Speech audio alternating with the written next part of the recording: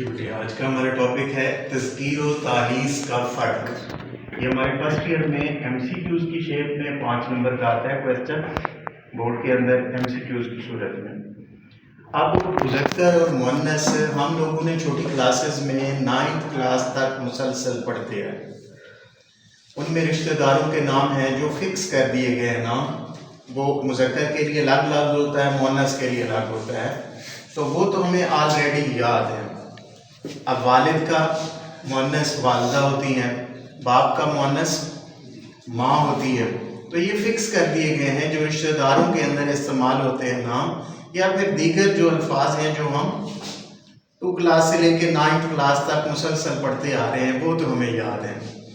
اب باقی کچھ ایسے نام ہیں جن کے اندر ہم نے جن کو ذہن میں رکھنا ہے کہ یہ لفظ کون سی جنس سے ہے، آیا یہ مذکر ہے یا مؤنث ہے، کہ وہاں پہ ایم سی کیوز میں آ جائے تو ہم اس کی تفریق کر سکیں۔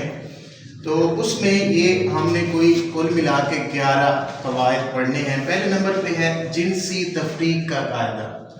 اب جنس سے لحاظ سے جو مختلف کر دیے گئے ہیں وہ رشتہ داروں کے نام کے لحاظ سے ہوں یا پھر دیگر نام ہوں جو غیر رشتہ دار ہوں لیکن جنسی اعتبار سے وہ منفرد کر دیے گئے ہوئے ہیں اور ان کے بارے میں وہ نومینیٹڈ ہیں، ان کے بارے میں آلریڈی پتہ ہے کہ یہ مذکر ہے یا مؤنث ہے۔ ایک قاعدہ ان کے لیے استعمال ہوتا ہے جو ہم آلریڈی یاد کر کے آئے ہوئے ہیں۔ تو دوسرے نمبر پہ ہے جن اسماء کے آخر میں نون لاحقے کے طور پر آئے، یہ سارے کے سارے مؤنث ہوتے ہیں۔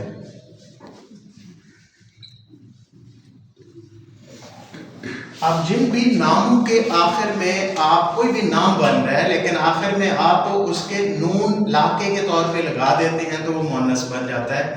جیسے سنار ہوتا ہے، سنار تو آپ اس کے آخر میں نون لگا دیں تو سنارن بن جاتا ہے، یہ مؤنث ہو گیا۔ دھوبی ہوتا ہے تو آخر میں نون لگا دیں دھوبن بن جاتا ہے۔ تو کسی بھی اسم کے آخر میں اگر نون لاحقے کے طور پر لگا دیتے ہیں اور اس سے کوئی بامعنی لفظ بن جاتا ہے تو وہ بامعنی لفظ بننے والا مؤنث کہلاتا ہے۔ تیسرا قاعدہ ہم نے پڑھا ہے تمام دنوں کے نام سوائے جمعرات کے سارے مذکر ہیں۔ جتنے بھی ہفتے کے دنوں کے نام ہیں وہ سارے مذکر ہیں، صرف جمعرات مؤنث ہے۔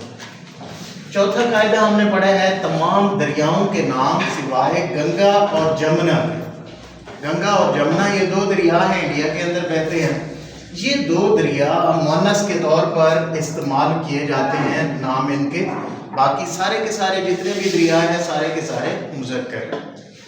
نیکسٹ نمبر 5 ہے تمام درختوں کے نام مذکر ہیں، جیسے سیب ہے، انار ہے، آم ہے، دیگر درخت ہیں، جتنے بھی درخت ہیں وہ سارے کے سارے مذکر استعمال ہوتے ہیں نام ان کے۔ نیکسٹ ہے نمبر 6 تمام مہینوں کے نام بھی مذکر ہیں، جو مہینے ہیں سال کے 12 ان کے نام بھی چاہے کسی بھی لینگویج کے اندر ہوں وہ مذکر کے طور پر بولے جاتے ہیں۔ نیکسٹ نمبر 7 قاعدہ نمبر ہے اس میں تمام سیاروں کے نام، ستاروں اور سیاروں کے نام مذکر ہیں سوائے زمین کے۔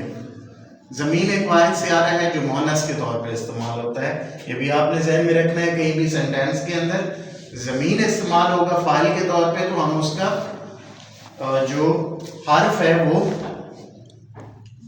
تانیث والا لائیں گے، مؤنث والا لائیں گے کہ زمین مؤنث ہے۔ نیکسٹ ہے تمام زبانوں کے نام بھی مؤنث ہیں، جتنی بھی دنیا کے اندر زبانیں بولی جاتی ہیں سب کے نام مؤنث استعمال ہوتے ہیں۔ نیکسٹ ہے نمبر 9 تمام رنگوں کے نام مذکر ہیں، جتنے بھی کلر ہیں وہ سب کے سب مذکر کے طور پر استعمال ہوتے ہیں۔ نمبر 10 ہے تمام پہاڑوں کے نام مذکر ہیں، جتنے بھی پہاڑ ہیں، کوئی ہمالی ہے، کوئی کیرتھر ہے، کیٹو کا پہاڑ ہے، جتنے بھی ماؤنٹ ایوریسٹ ہے، جتنے بھی پہاڑ ہیں وہ سارے کے سارے مذکر ہیں۔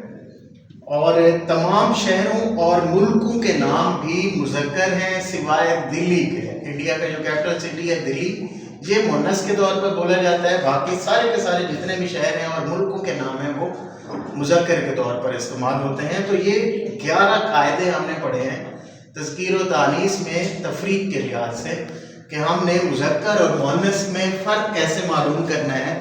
تو ان قواعد کی روشنی میں ہم فرق معلوم کریں گے۔ کہ کون سا لفظ مذکر ہے کون سا مؤنث ہے، تو اس کی تفریق کا خیال رکھتے ہوئے ہم نے وہ MCQs سالو کرنے ہیں. اوکے.